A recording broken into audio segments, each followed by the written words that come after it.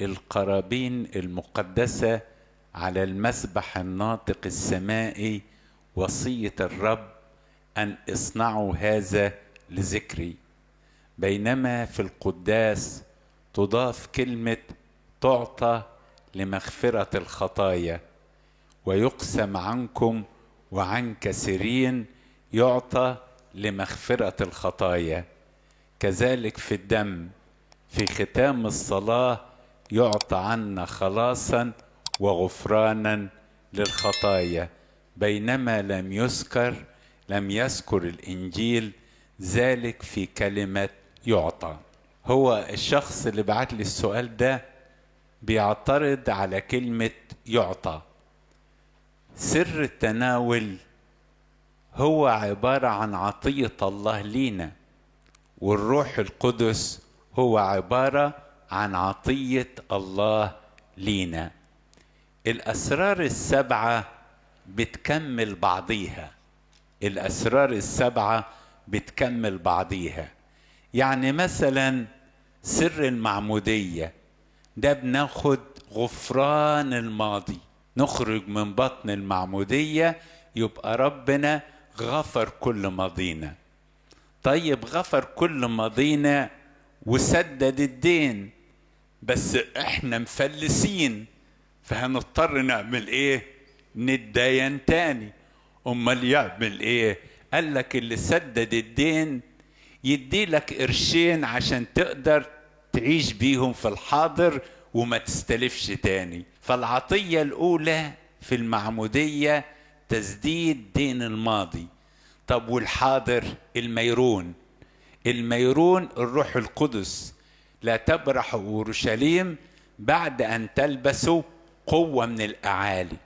طيب اتسدد الماضي وفي الحاضر خدنا قوة من الأعالي، بس احنا مازال فينا الإنسان العتيق ومعرضين للخطية، وإن قلنا أنه ليس لنا خطية بنضل أنفسنا وليس الحق فينا.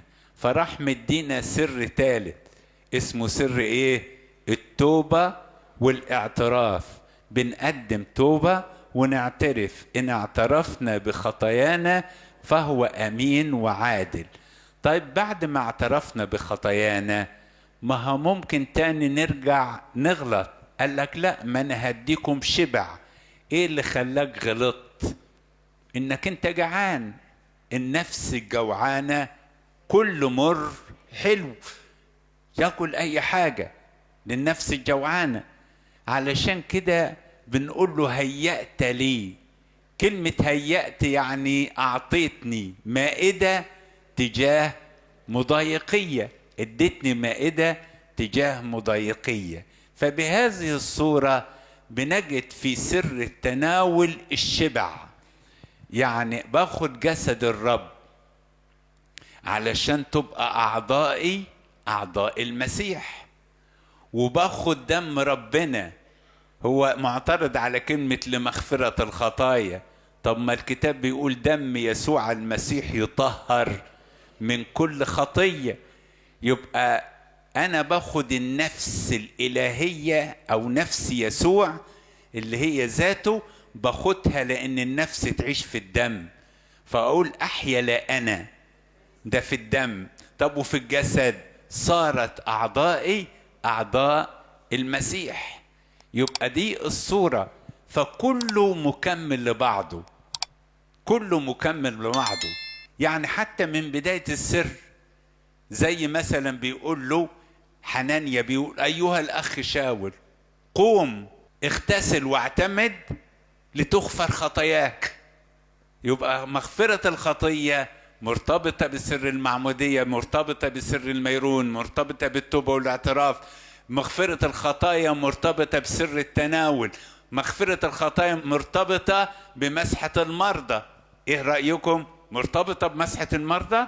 أمريض أحد بينكم فليدعو شيوخ الكنيسة يصلوا عليه، وصلاة الإيمان تشفي المريض، وإن كان قد فعل خطية تغفر له. الكهنوت خذوا السلطان لغفران الخطايا. كل ما تربطونه في الأرض يكون مربوط في السماء، وما تحلونه في الأرض.